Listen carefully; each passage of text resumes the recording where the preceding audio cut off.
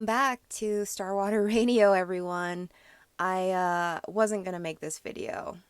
I am, I don't even know what the word is, jaded in a way where I just feel, ooh, do you hear that thunder? I just feel like the world is so saturated in the lust matrix. I don't know. I feel like whatever I say, it's not gonna change anything. And I also saw this guy make a video on this subject as well. So I was like, you know what? I think it's actually way more like important and powerful if the men are actually getting the keys to the jail cell, you know. Let's empower the men too. So when I saw that video, I was like, you know what? Good. He's got it. Good. I don't need to say anything. But then I also James, James, can you not? Thank you.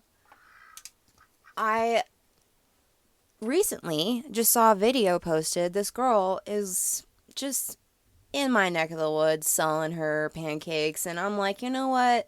I am gonna make a video because I'm just gonna reiterate some key points here. What I would really want to tell you is the lust matrix is just their number one way to enslave humans at this time. And I found out about 5 years ago that my body is this incredible vessel, this temple that doesn't need to be touched. It doesn't need to be validated, and it doesn't need to be, sold in any way. And I'm talking about my imagery, my videos, everything. I had gained back my sovereignty, my self esteem, all of that body dysmorphia gone. I realized that I had truly gotten my power back. And so I want to share with you the key main points here of what I found. Number one, to get out of the enslavement, to get the key, to get that whip off your back, you have to face your trauma. And that's the scary part. That wounded inner child in you that is screaming and asking and begging for you to pick them up and to console them. That is the part that really is difficult. But once you can face yourself, once you can sit with yourself long enough, face that loneliness, your inner child will really start to speak to you, and you'll start to remember who you were before all of these creeps try to condition you and program you. Because remember when you were just a child and everything was so new and you're so innocent?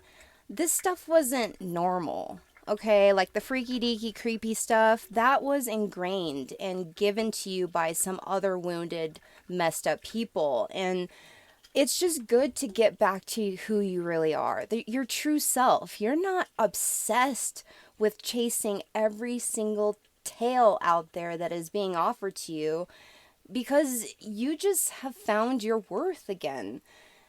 Facing trauma allows you to instill your character again, like who you were. All of that stuff that was basically taken away, it's given back to you. So you have all this fulfillment.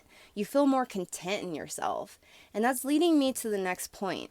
Number two, you're gonna be good enough with yourself in terms of like self-love that you're not going to settle on company that you keep. You're not going to want to be around people that degrade your body, or people that don't honor you and value your true nature and your essence as a divine being.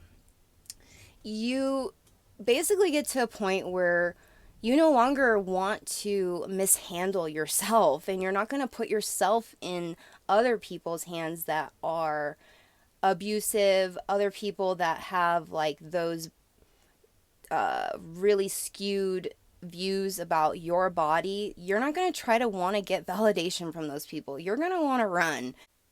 I recently sort of have been, I don't know, made aware of this like TikTok couple. They were together for a while, and basically the girl was like an OnlyFans woman, and she really leveled up and basically got into a relationship with an entrepreneur, and she was a stay-at-home girlfriend. She like didn't have to work anymore. But anyway, she got a little too comfortable and basically like got a call one day from him, and he was like, "Yo, you got to go. Like I can't even be with you anymore." And his reasoning was that he had basically opened up his spirit to God, and he had been given the knowledge that her work and what she was doing was demonic. And I thought that was great because, even the Instagram models and all of these TikTok OnlyFan people, even their circles are starting to wake up to the fact like, okay, this just isn't good for us. You're going to want to run.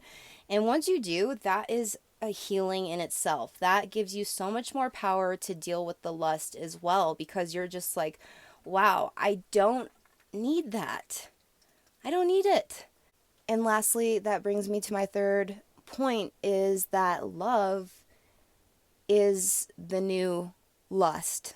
Just like lust was the new love, frequency is what keeps you enslaved. And so love being a much higher vibrational field that you can habitate in, you can become one with that frequency.